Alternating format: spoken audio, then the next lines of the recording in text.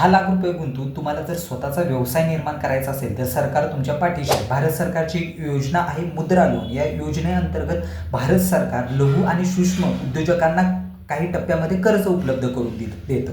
त्यामध्ये शिशु कर्ज जे आहे त्याची रक्कम आहे 50,000 रुपये. त्यानंतर दुसरं कर्ज आहे किशोर कर्ज, ज्याची रक्कम आहे 50,000 रुपयांपासून 5 लाख रुपयांपर्यंत. आणि तरुण कर्ज आहे ज्याची रक्कम आहे 5 लाख रुपयांपासून 10 लाख रुपयापर्यंत. यासाठी तुम्हाला काही गोष्टींची पूर्तता करावी लागेल, काही गोष्टींची पात्रता असणं तुमच्याकडे गरजेचं आहे. तुम्ही बिगर शेती, सूक्ष्म आणि लघु उद्योग करणारे असायला हवे. त्यासोबतच तुम्ही उत्पादन, सेवा आणि व्यापार या क्षेत्रात काम करणारे असायला हवे. तुमच्या जी कर्जाची मर्यादा आहे ती 10 लाख रुपयांपर्यंतच असायला हवी.